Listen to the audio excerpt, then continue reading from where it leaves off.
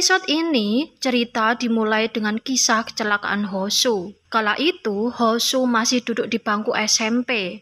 Dia berjalan-jalan bersama ayahnya dengan mengendarai mobil. Kedua ayah dan anak ini terlibat dalam perbincangan cukup serius hingga tiba-tiba mobil mereka ditabrak dengan keras oleh mobil lain dari arah berlawanan. Ayah Hosu meninggal di tempat, sementara Hosu masih bisa diselamatkan meski harus menjalani berkali-kali operasi. Menginjak usia SMA, dokter tidak mewajibkan Hosu untuk menjalani operasi lanjutan lagi. Agar tetap sehat, Hosu dilarang untuk melakukan aktivitas fisik berat seperti lari dan naik gunung. Suatu saat, SMA Hosu menggelar acara menaiki puncak gunung Dusonbang. Semua siswa wajib naik gunung sampai puncak terkecuali bagi siswa sakit seperti Mirai dan Hosu. Tapi entah kenapa Hosu nekat untuk naik ke puncak Dusonbang meski dengan tertatih-tatih. Michi segera mendekati Hosu begitu dia tahu Hosu ikut naik. Hosu sempat memarahi Michi karena terus mengikutinya, tapi Michi tidak menghiraukannya. Kembali ke masa sekarang, Michi benar-benar kaget mendengar pengakuan Hosu bahwa dirinya adalah cinta pertama Hosu. Lebih lanjut, dia bertanya mulai kapan perasaan cinta itu muncul dalam diri Hosu. Hosu menjawab bahwa perasaan itu muncul ketika event pendakian puncak gunung Dusonbang di masa SMA mereka. Mendengar ini, Michi benar-benar tidak percaya hingga dia bingung harus berkata apa. Dia ingin penjelasan lebih lanjut dari Hosu, tapi sayang HP Hosu tiba-tiba berbunyi dan Hosu harus pergi untuk menemui orang yang meneleponnya. 네, 금방 가자.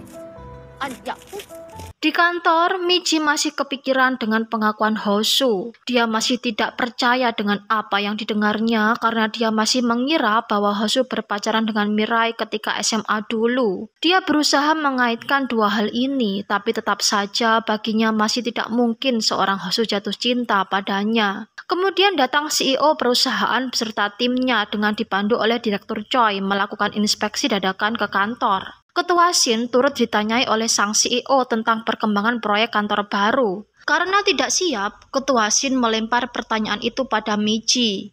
Michi tentu juga tidak siap sehingga dia hanya bisa melongo saja. Dengan sigap, Direktur Choi menjawab bahwa dia akan memerintahkan anak buahnya untuk membuat laporan dan segera menyerahkannya pada sang CEO. Setelah rombongan CEO pergi meninggalkan kantor, Ketua Shin langsung memerintahkan Michi untuk membuat laporan. Michi jelas kaget.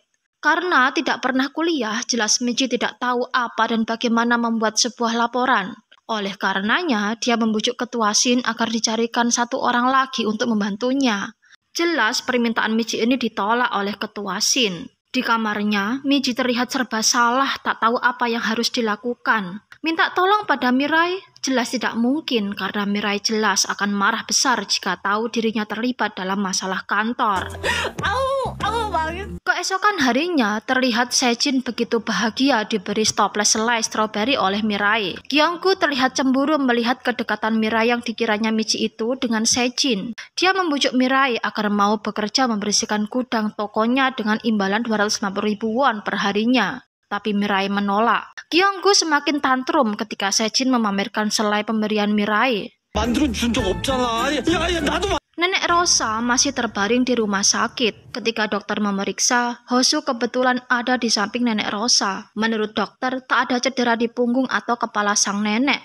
Tapi dokter menemukan banyak batu empedu di tubuh sang nenek. Oleh karenanya, perlu tindakan operasi. Tak lama kemudian, Michi turut menjenguk. Karena nenek masih harus tinggal lama di rumah sakit, nenek mempercayakan sepenuhnya urusan dengan pihak kantor Michi pada Hosu. Seusai menjenguk, Hosu mengatakan dia akan menelepon atasan Michi untuk menjadwalkan ulang pertemuan mereka. Hosu melarang Michi untuk berbicara tentang masalah ini pada atasannya karena dia yakin Michi akan dimarahi atasannya. Melihat perhatian Hosu ini, Michi jadi semakin yakin bahwa Hosu masih sayang pada Mirai. Di matanya, perhatian Hosu diberikan padanya karena Hosu melihatnya sebagai Mirai, bukan sebagai Michi. Sementara itu, di desa, Ibu Okhui memberitahu Mirai bahwa Hosu sudah berhenti kerja dari firma Wong Eun. Mendengar ini, Mirai terlihat agak kaget. tapi dia hanya terdiam sembari mendengar ibunya menggosip tentang keluarga Hosu. Dalam benak Mirai, sebenarnya dia sangat ingin melakukan hal yang sama dengan Hosu, yaitu menghindar dari lingkungan yang tidak sejalan dengan prinsip hidupnya. Miji melihat sudah ada setumpuk file yang berhubungan dengan pembangunan kantor cabang baru. Dia tak tahu siapa yang meletakkan file-file itu di mejanya. Bersamaan itu, dia mendengar dua orang rekan kerjanya sedang mengantri meminta bantuan Taei untuk menganalisa data-data mereka. Miji jadi teringat bahwa selama ini hanya Taei yang mau menyapa dan membantunya. 테니까 가보세요. Dia menebak jangan-jangan file-file itu juga berasal dari Taei. Ketika Taei makan siang, Miji menghampirinya dan memastikan bahwa file-file yang ada di mejanya memang dari Taei. Dan memang benar guys, oleh karenanya Miji memberanikan diri untuk meminta tolong pada Taei untuk membuatkan laporan untuknya. Kali ini Taei menolak.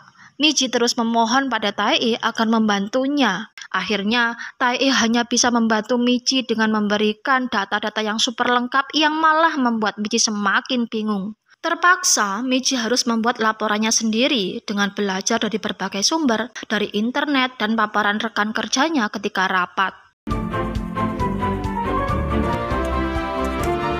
Di sebuah kafe, Hosu mengatakan pada Josu, rekan kerjanya di firma Wong En dulu, bahwa dia sudah mendaftarkan firma hukum atas namanya sendiri. Dia mengaku saat ini dia diminta untuk menangani kasus seorang nenek kenalan temannya. Josu curiga jangan-jangan Hosu ada hubungan khusus dengan temannya itu hingga dia rela terus-terusan berdekatan dengan temannya itu. Awalnya Hosu tidak mau mengaku, tapi karena Josu mendesak terus, Hosu pun mengaku bahwa dia jatuh cinta pada temannya itu yang tidak lain adalah kembaran cinta pertamanya.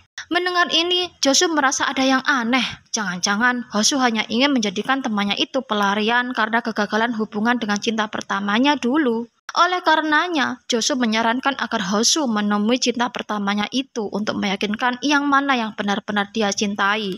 Ibu Bun Hong terkejut sekaligus bahagia melihat Hosu pulang ke rumah. Tak lupa Hosu memberikan oleh-oleh pada ibunya itu, sementara oleh-oleh yang satunya lagi hendak dia berikan sendiri pada tetangganya yang tak lain adalah Miji.